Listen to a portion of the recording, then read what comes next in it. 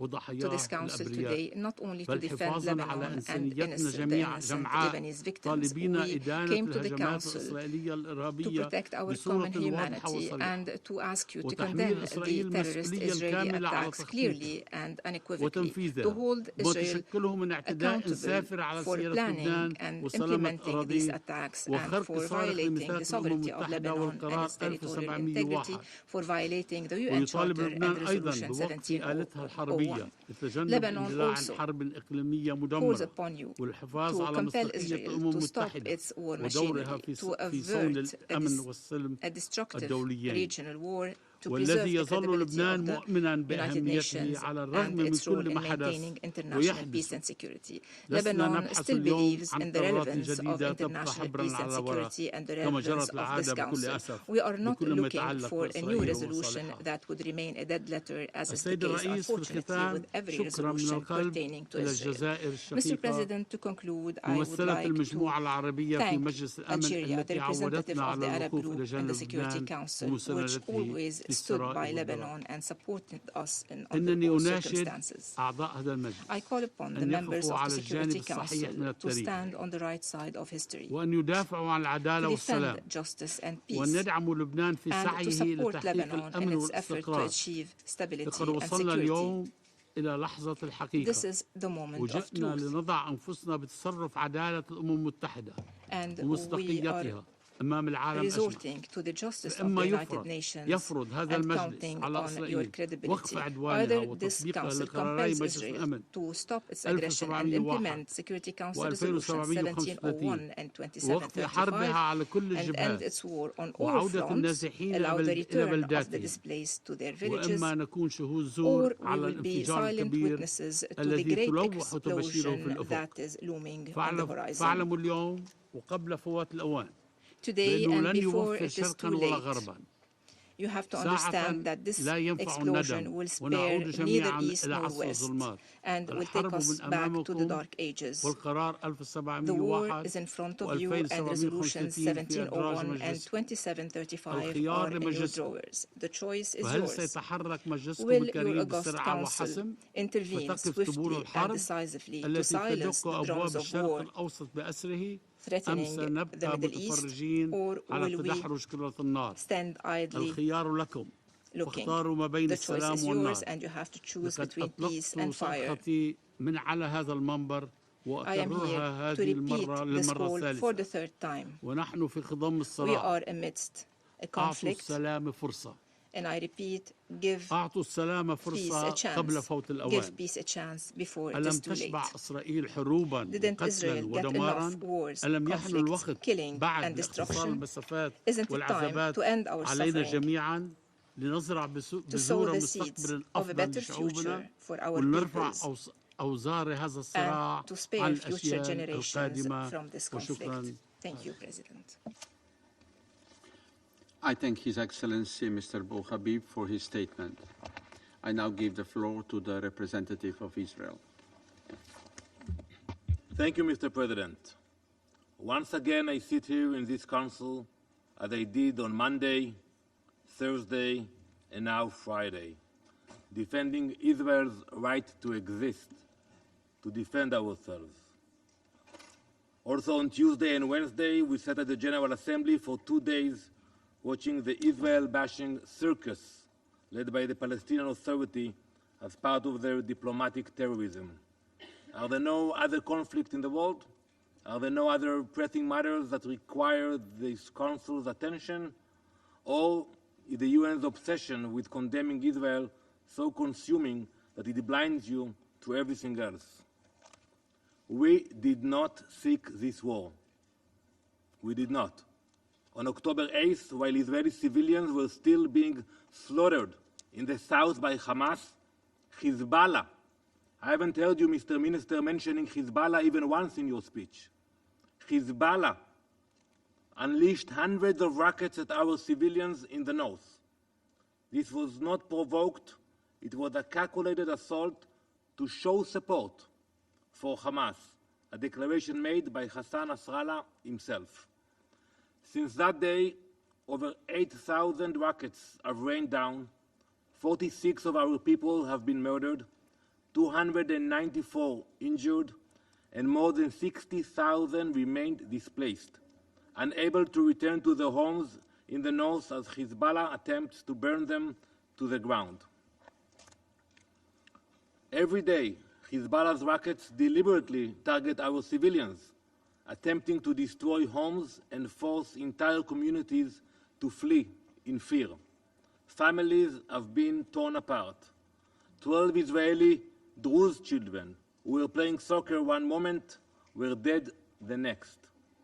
And still, the terror continues every day. Where was the international community? Human rights? Nowhere. Every day, rockets, missiles, drones.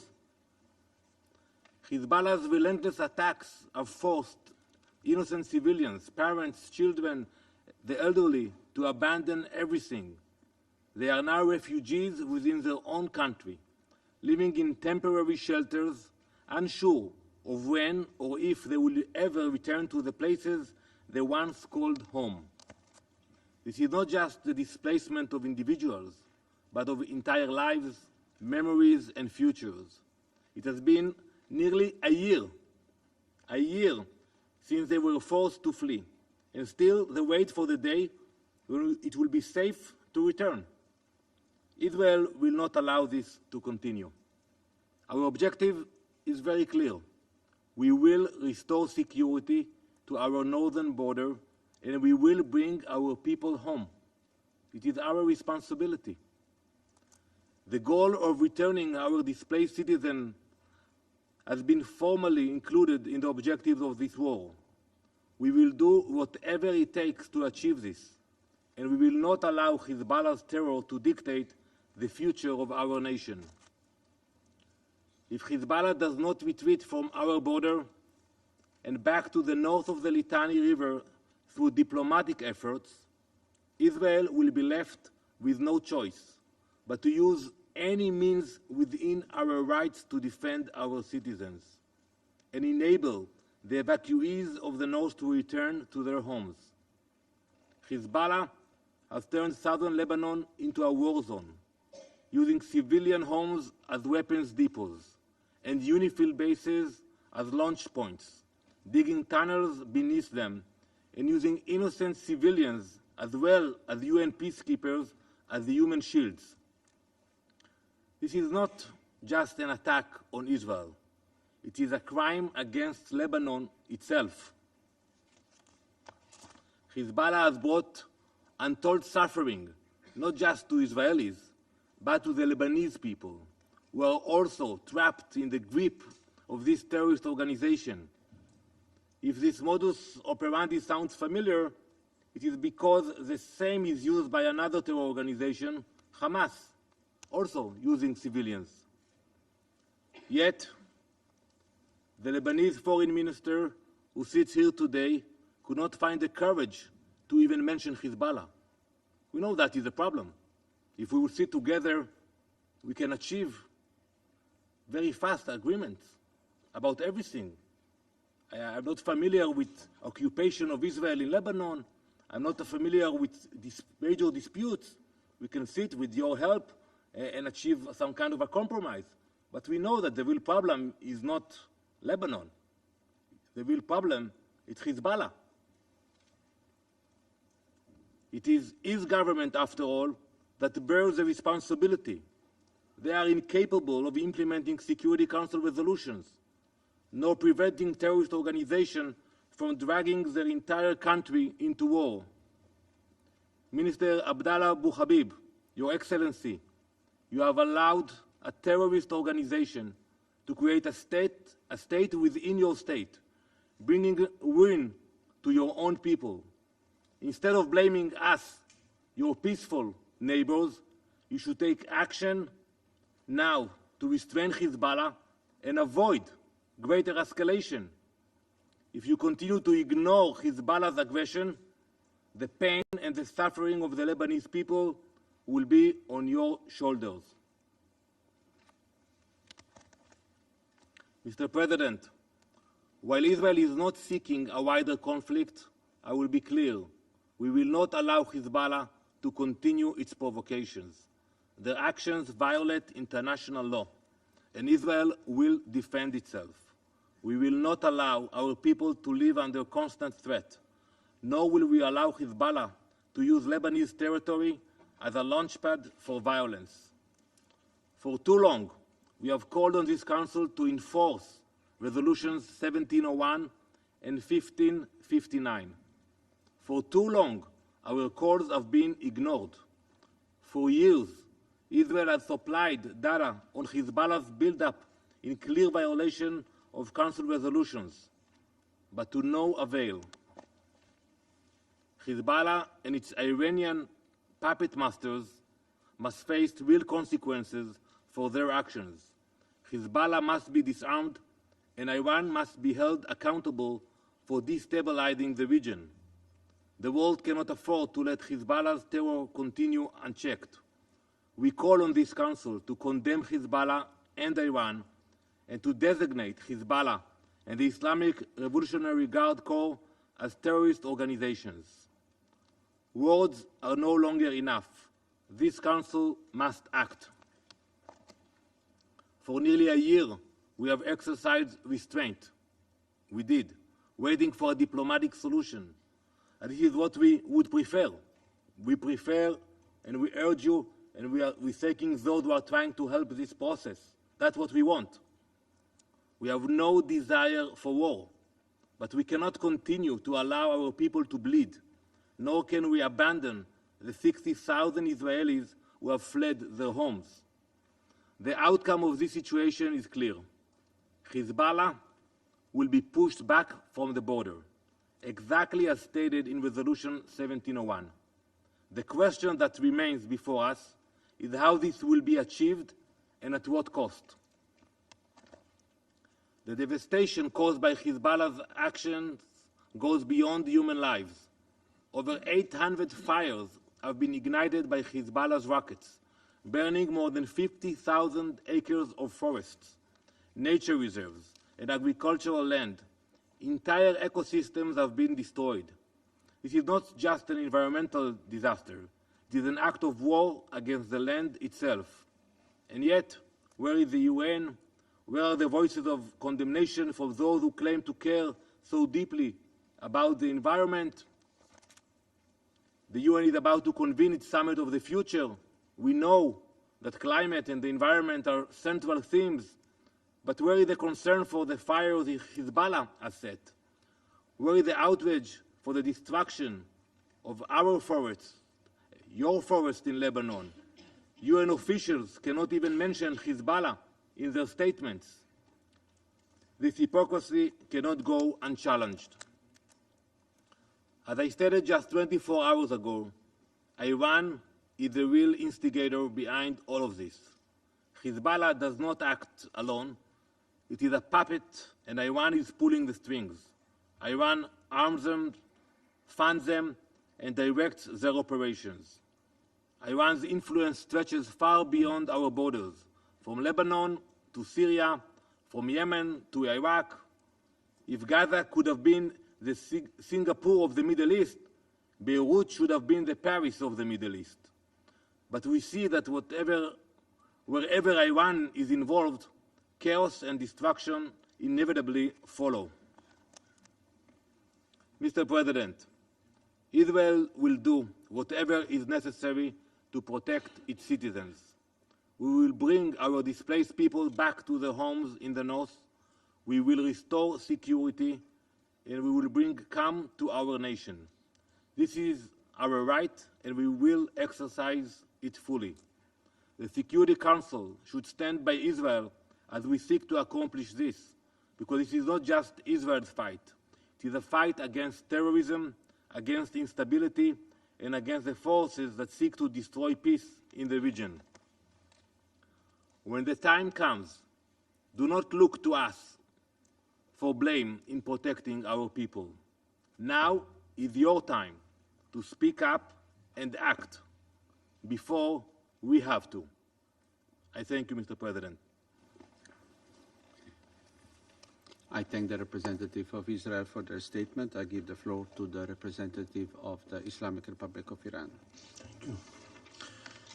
In the name of God, the compassionate and merciful, thank you, Mr. President, for convening this emergency meeting.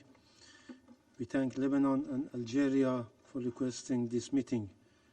We also thank Mr. Caldo and Mr. Tork for their briefing. We welcome the presence of His Excellency Mr. Abdullah Abu Habib, Minister for Foreign Affairs and Immigrants of Lebanon, in this meeting.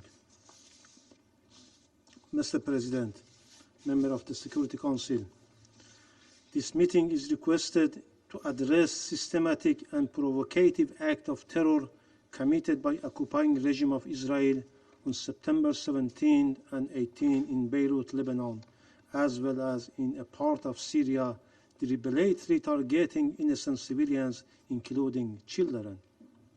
The method of this barbaric attack was unprecedented, as it was covertly handheld communication device was deliberately detonated, resulting in loss of at least 37 civilian lives and injuring thousands more, most likely of them injured from their eyes, including Iran's ambassador. Despite concerns by international community, this regime continues its aggression against the sovereignty and territorial integrity of Lebanon and Syria.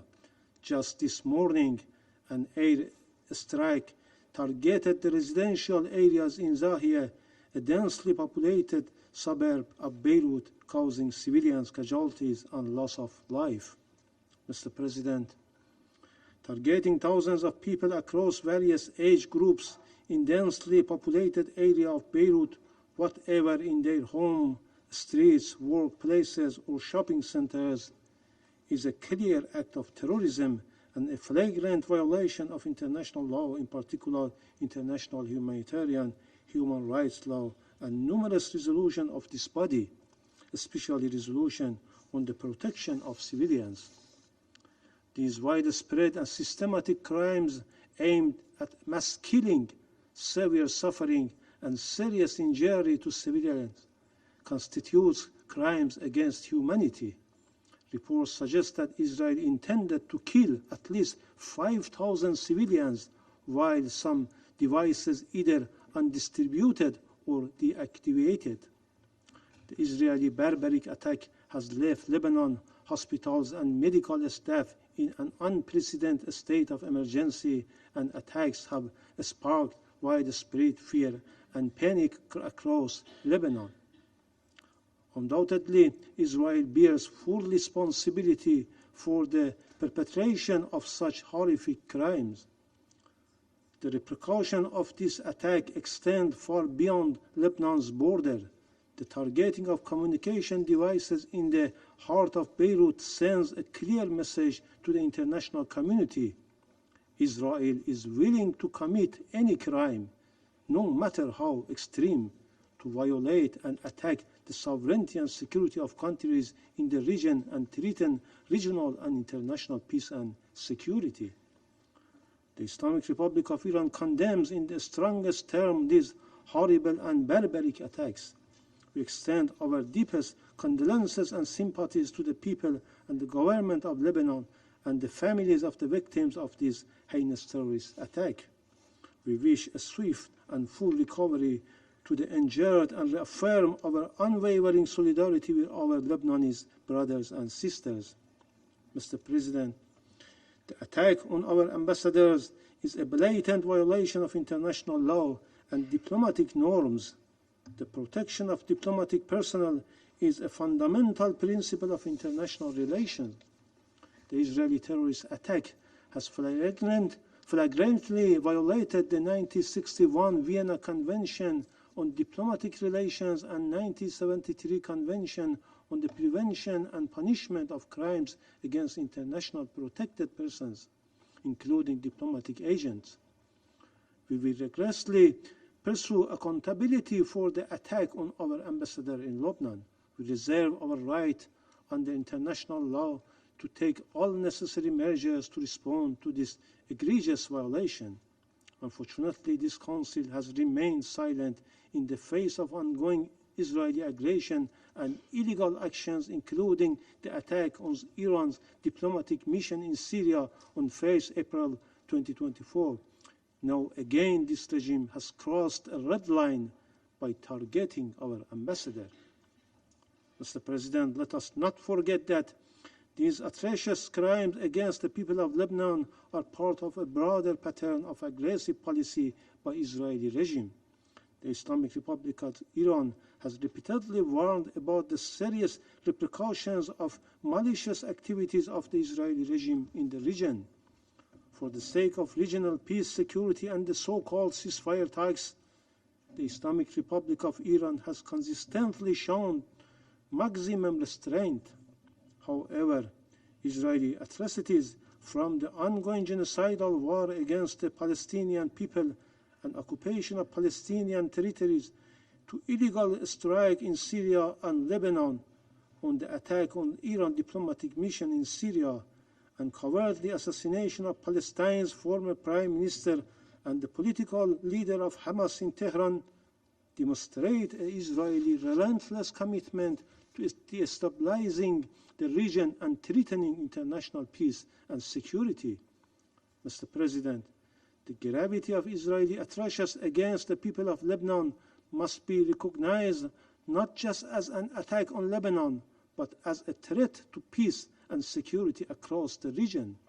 We must ask ourselves, how much longer will the international community allow such atrocious crime to go unchecked? For decades, Israel has engaged in a pattern of aggressive actions aimed at destabilizing the region, whether through military operation, sabotage, or direct attack on civilians. This continuous aggression endangers the peace and security of the Middle East, fueling cycles of violence and further entrenching conflict. Regrettably, the Security Council has failed in its duty to maintain international peace and security. Israel's malevolent activities are often overlooked or outright supported by certain Western nations. Unwavering political, military, and economic support provided to Israel by the United States and its allies emboldens this regime to continue its violations without fear of accountability. This unconditional support, coupled with the deliberate blocking of any international effort to hold Israel responsible, has created an environment of impunity. The international community must not ignore the role of the Western countries, in particular the United States and UK, play in enabling Israel's aggressions. These heinous crimes once again shown the Israeli leadership has no intention to adhering to international norms or the so-called ceasefire negotiations, frequently referenced by the United States in this Council as being near resolution. The international community, and particularly this Council, has a duty to confront not only the direct perpetrators of such crimes, but also those who provide them with the means and political cover to commit them. The failures of this body to hold Israel accountable has only emboldened the regime, allowing it to continue its aggressive and unlawful behavior. The Islamic Republic of Iran stands firmly with the government and the people of Lebanon, and we will not rest until those responsible for these atrocities are held accountable. We reaffirm our commitment to upholding the principles of international law and the Charter of the United Nations. However, it is incumbent upon this Council to act to stand up for justice, for peace, and the protection of innocent civilians. In conclusion, Mr. President, I categorically reject the baseless accusation made by the representative of Israeli regime against my country. The representative of this terrorist regime, led by a notorious prime minister who is under arrest warrant by the International Criminal Court for the commission of war in Gaza, consistently relies on lies and disinformation to evade responsibility and to shift blame onto others. The very foundation of this regime is rooted in aggression, occupation, terror, and genocide. So nobody will take seriously this unfounded claim. I thank you. I thank the representative of the Islamic Republic of Iran for their statement. I give the floor to the representative of the Syrian Arab Republic. شكرا سيد الرئيس. السيد الرئيس أدلي بهذا البيان باسم المجموعة العربية في الأمم المتحدة في نيويورك، وأشكركم على استجابتكم للطلب الذي تقدمت به الجزائر الشقيقة العضو العربي في مجلس الأمن لعقد هذه الجلسة الطارئة في ضوء التصعيد الأخير في العدوان الإسرائيلي المتواصل على لبنان الشقيق منذ ما يقارب العام. وأرحب بمشاركة السيد وزير خارجية لبنان عبد الله أبو حبيب الموقر في هذه الجلسة. سيد الرئيس، لقد تعرض لبنان يومي الثلاثاء والأربعاء الماضيين إلى عدوان سبراني إسرائيلي استهدف آلاف المدنيين اللبنانيين في كافة أرجاء البلاد في توقيت واحد، وذلك من خلال تفجير آلاف أجهزة البيجر والأجهزة اللاسلكية، مما أسفر عن استشهاد 37 شخصا وإصابة 3250 غيرهم. لا يزال المئات منهم في حالة حرجة. بارتكابه لهذه الجريمة النكراء صعد كيان الاحتلال الإسرائيلي من إرهابه بحق المدنيين اللبنانيين عبر استهدافهم وأسرهم داخل منازلهم وفي الأماكن العامة التي يرتادونها دون أي اعتبار لمبادئ القانون الدولي والقانون الدولي الإنساني وحقوق الإنسان والحد الأدنى للقيم الإنسانية والحضارية. السيد الرئيس، إن همجية كيان الاحتلال الإسرائيلي ليست بجديدة، فقد قام منذ نشأته على القتل والإرهاب وارتكاب المجازر والفظائع، إلا أن الجديد هو ما اتسم به العدوان الأخير من توظيف للتقنيات الحديثة المدنية التي وجدت لخدمة البشرية وخيرها ورفاهها واستخدامها للقتل الجماعي للمدنيين. Manipulation of modern day technology, equipment and devices that have been used for the well-being of people. These devices are now being used to perpetrate collective murder of civilians. The entity, the occupying entity, uses commonplace devices وتلحق بهم وبالمحيطين بهم إصابات بليغة. for civilian purposes, used for civilian purposes in various sectors, and transformed these devices into ticking time bombs, killing those holding them without any distinction, sowing devastation around them. In this way, generating tremendous suspicion vis-à-vis the reliability and the safety of communications devices. The authorities of the Israeli occupying power last month used cyber attacks to intercept air traffic, civilian air traffic, شبكات الاتصالات والأجهزة الإلكترونية في المنشآت والمرافق الحيوية، وهي جرائم تؤكد جميعها استهتار إسرائيل بأرواح المدنيين وازدرائها للقانون الدولي والقانون الدولي الإنساني ومواثيق حقوق الإنسان.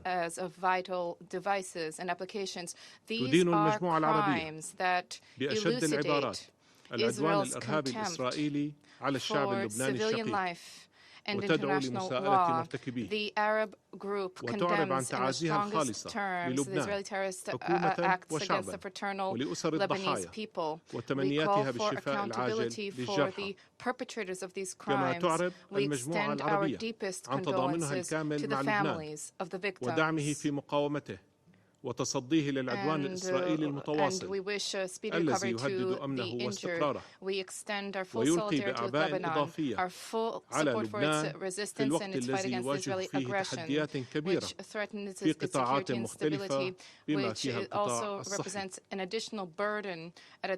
تطالب المجموعة العربية مجلس الأمن بإدانة هذا الإرهاب السبراني الإسرائيلي والعدوان المتواصل على لبنان الشقيق والذي يمثل امتدادا لأعمال الإبادة الجماعية والتطهير العرقي والانتهاكات الممنهجة للقانون الدولي التي يرتكبها كيان الاحتلال الإسرائيلي بحق الشعب الفلسطيني الشقيق في قطاع غزة والضفة الغربية واعتداءاته المتكررة على دول المنطقة بما فيها بلاد سوريا.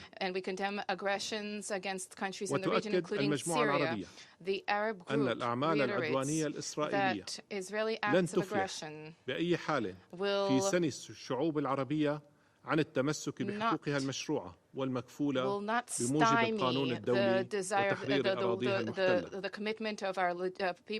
كما تطالب المجموعة العربية مجلس الأمن بتحمل مسؤولياته في حفظ السلم والأمن الدوليين meet its responsibility for the maintenance of international peace and security, and we demand an end for it to demand an end to this aggression, for the Security Council to enforce the relevant resolutions to end the Israeli occupation of Arab territories in Palestine, Syria, and Lebanon.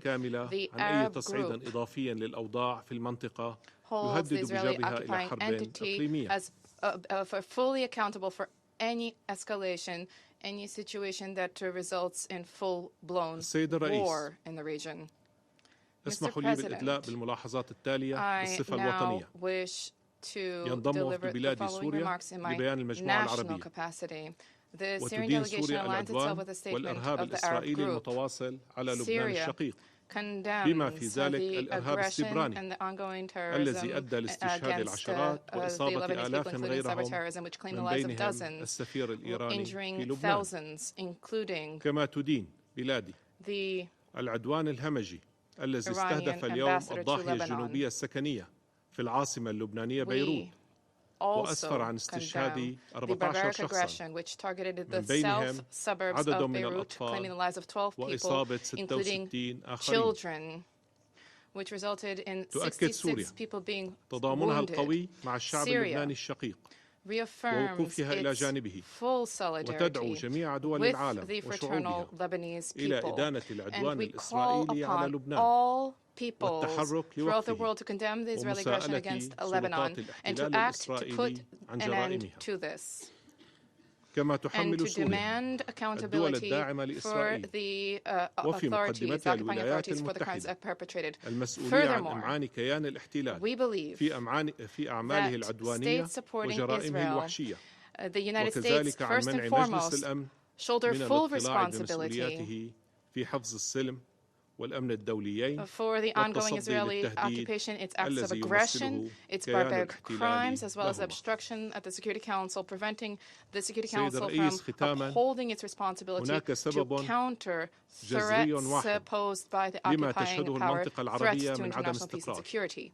To conclude, there is a single reason for the instability in the region, that is the Israeli occupation of Arab lands in Palestine, in the Syrian Golan, and in South Lebanon. The Al-Majd al-Shams, which the representative of the occupation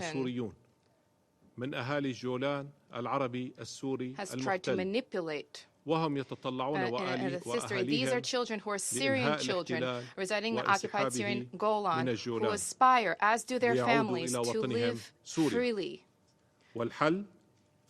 For the Golan to return to Syria, the solution in the region can only lie through an end to the occupation, Israel's cessation to its systematic violations of international law. Thank you. I thank the representative of the Syrian Arab Republic for their statement. There are no more names inscribed on the list of speakers. I now invite Council members to informal consultations to continue our discussion on the subject. The meeting is adjourned.